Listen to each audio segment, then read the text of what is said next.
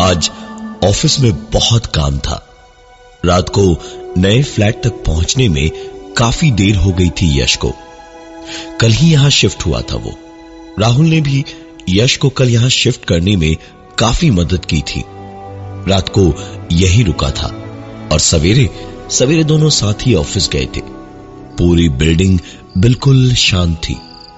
झिंगुरों के अलावा कोई दूसरी आवाज नहीं थी। बिल्डिंग के बाहर लगा गेट खोलकर यश ने ताला लगाया और लिफ्ट की ओर जाने को यश घूमा ही था जब देखा कि सिक्योरिटी गार्ड सामने मुस्कुराता हुआ खड़ा था और बीड़ी पीता हुआ बोला, चलिए साहब, हम ऊपर तक चलते हैं आपके साथ, छोड़ आते हैं आपको। यश ने उसे ऊपर से नीचे तक देखा। ऐसे मुस्कुराया जैसे वो इंसान नहीं कोई कीड़ा हो, और जेब से 20 का नोट निकालकर उसके हाथों में देकर बोला, इसे रखो। हाँ, फालतू में इतनी रात को जाग कर ऊपर तक 20 रुपए के लिए आओगे? 6th फ्लोर पे ही तो जाना है। हाँ, जंग पर नहीं जाना मुझे। अब यश की बात सुनकर सिक्योरिटी गार्ड ने यश को नीचे से ऊपर तक देखा और मुस्कुराकर 20 का नोट अपनी शर्ट की जेब में रखता हुआ बोला, आप ही की भलाई के लिए बोल रहे हैं साहब, कोई बात नहीं, जाइए आराम से। यश हल्का सा हंसा और फिर लिफ्ट में चढ़ा और 6th फ्लोर का बटन दबा दिया। लिफ्ट भी धीमे धीमे अपनी रफ्तार से ऊपर तक गई। यश लिफ्ट से उतरा और लिफ्ट का दरवाजा बंद करके जेब से चाबी निकालता हुआ अपने फ्लैट का दरवाजा खोलने को पलटा ही था जब उसने देखा कि 7th फ्लोर पे जाने वाली सीढ़ियों पर एक थोड़ी उम्र दराज औरत बैठी थी। कुछ काले बाल और कुछ चांदी के धागों जैसे चमकीले सफेद। तकरीबन कुछ 60 से 65 के बीच की उम्र रही होगी उनकी। इतनी रात को यहां क्या कर रही है, यही सोचकर यश ने पूछा, अरे आप यहां क्यों बैठी हैं? किसके घर जाना है आपको? वो औरत जैसे इंसान नहीं पत्थर थी। पूरी बात को सुन के भी वैसे ही बैठी रही, न हिली न कुछ बोली। यश ने सोचा शायद ऊंचा सुनती होगी, इसलिए उसने दोबारा कहा, आंटी जी यहां क्यों बैठी हैं? अरे कहां रहती हैं आप? वो पलटी और यश के फ्लैट की ओर इशारा करके बोली, मैं यहीं तुम्हारे साथ ही तो रहती हूं। यश कल ही आया था, शायद गलत फ्लैट के सामने खड़ा था। उसने पलटकर दोबारा देखा, बगल वाले फ्लैट का नंबर देखा और अपने फ्लैट का भी, और फिर उस औरत की उंगली के इशारे को दोबारा देखा और उसने कहा कि आंटी जी यहां तो मैं रहता हूं, रेंट दिया है मैंने, अग्रीमेंट साइन किया है, 609 मेरा है, 608 आपका होगा। वो औरत कुछ नहीं बोली, बस मुस्कुरा के ना में सर हिला के वैसे ही बैठी रही दरवाजे को घोरते हुए। यश भी पलटा और लॉक खोला और अंदर जाकर उसने दरवाजे को बंद कर लिया। बैग वगैरह रखकर नहा धोकर सोचा एक बार झांका जाए कि बाहर अभी भी वो औरत है या नहीं। आवाज ना हो, इसलिए दबे कदमों से यश दरवाजे तक गया और आई होल से झांक कर देखा तो वो औरत न सिर्फ वहीं की वहीं बैठी थी, बल्कि ऐसे दरवाजे की ओर देख रही थी जैसे वो जानती थी कि यश आई होल से झांक रहा था। एक अजीब बात यश ने अब जाकर देखी कि उसने अभी तक शायद एक भी बार पलकें नहीं झपकाई थी।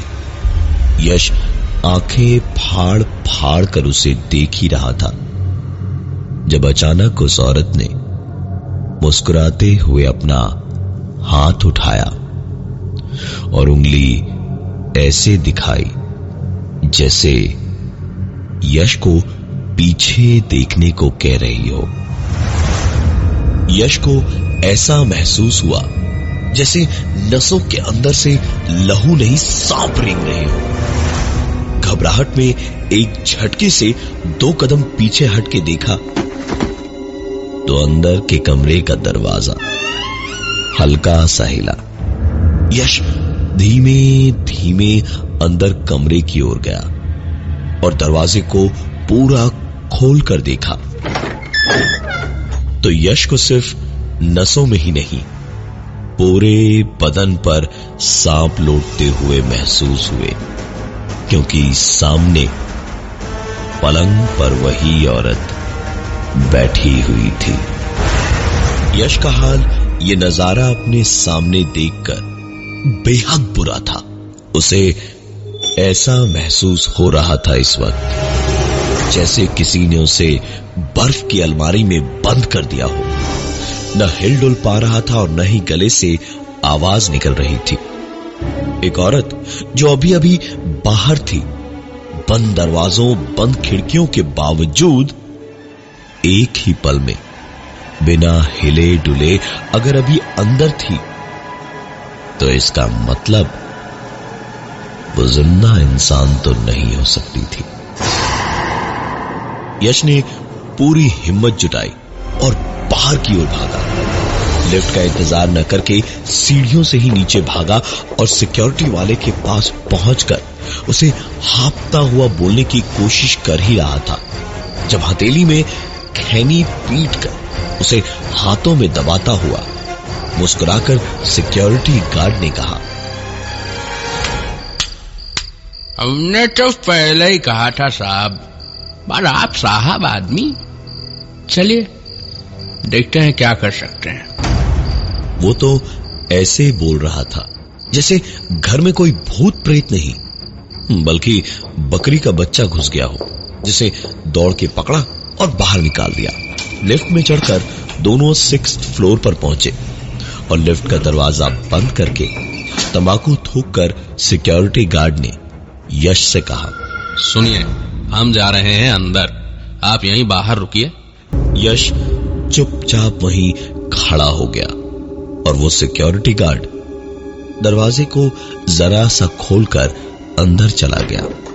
उसके अंदर जाने के कुछ ही देर में हल्का सा खुला हुआ दरवाजा बंद हुआ और अंदर से एक आदमी और एक औरत के चीखने की आवाजें आने लगी। यश को याद था कि उसे वहीं खड़े रहना है, अंदर नहीं जाना है। यश चुपचाप वहीं खड़ा रहा और कुछ ही देर में सारी आवाजें शांत हो गई। यश जानता था सारी आवाजें जब बंद हो ही गई हैं तो अब कोई दिक्कत नहीं है। रतन अभी बाहर आएगा और बताएगा कि क्या करना है। लेकिन 5, 10, 15 फिर 20 मिनट हो गए लेकिन रतन नहीं आया। यश ने बड़ी मुश्किल से हिम्मत इकट्ठी की और धीमे से दरवाजा खोला और कहा, रतन, रतन, भाई रतन, रतन। यश की पुकारों के बावजूद रतन का कोई जवाब नहीं आया। यश को परेशानी एक ही बात की थी कि किसी नुकसान का कोई इल्जाम यश पर ना आ जाए। डरता हुआ घबराया सा यश अंदर पूरा फ्लैट उसने देखा लेकिन रतन कहीं दिखाई नहीं दिया। ऐसा कैसे हो सकता था? इतना बड़ा एक आदमी कहां गायब हो गया? जमीन खा गई या आसमान निगल गया? या फिर वो बूढ़ी औरत? यही सोचता हुआ यश अपने कमरे के अंदर घुसा और जाकर पलंग पर बैठा भर था जब सिक्योरिटी गार्ड रतन पलंग के नीचे से लुढ़कता हुआ, चीखता हुआ अंदर से बाहर आया और वैसे ही चीखता हुआ कमरे से बाहर और फिर फ्लैट से बाहर भाग गया। यश की जिंदगी 1 घंटे में इतनी ज्यादा बदल सकती थी, ये यश तो क्या, उसके फरिश्तों तक ने नहीं सोचा था। भागते हुए रतन के पीछे दौड़ा वो। रतन, अरे रतन, रतन रुको, अरे क्या हुआ रतन, रतन। रतन अंधाधुंध भागता हुआ सीधा सीढ़ियों पर जैसे उड़ता हुआ नीचे को भाग रहा था। बेचारे गरीब आदमी को कहां फंसा दिया मैंने, यही सोचता हुआ यश उसके पीछे उसे संभालने के लिए दौड़ा। लेकिन यश जैसे ही सीढ़ियों के एक जीने को पार करके दूसरे पे पहुंचा तो जहां उसे भागता हुआ रतन दिख रहा था, वहीं अब वही बूढ़ी औरत थी। यश एक पल को ठिठक के रुका तो देखा नहीं, रतन ही था।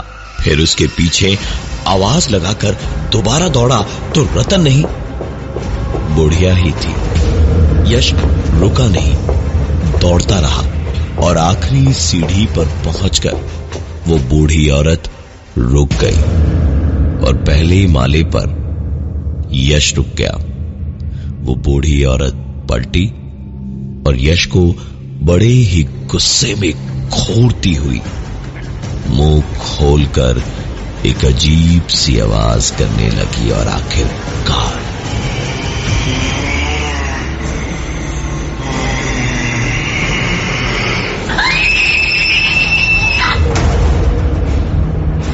यश की आंखों के सामने वो औरत चीख कर गायब हो गई और सिर्फ वो सुनहरे फूलों वाली सफेद साड़ी जो उसने पहनी थी वहीं पड़ी रह गई। यश बेहोश हो गया। आंखें जब खुली और जब उसे होश आया तो वो अपने पलंग पर अपने ही कमरे में था। सपना देखा था उसे शायद ऐसा लग रहा था, लेकिन इतना सब कुछ था कि उसे ऐसा लग रहा था जैसे ये सब कुछ उसके साथ रात को हुआ था। खुद से ही ये पूछते हुए यश सीधा नीचे सिक्योरिटी गार्ड रतन के पास गया और उससे रात के बारे में पूछा। रतन ने जोर से हंसते हुए कहा, अरे साहब, हम कहां से रात को आएंगे, हम ड्यूटी पे थोड़े ही थे। बिल्डिंग में तो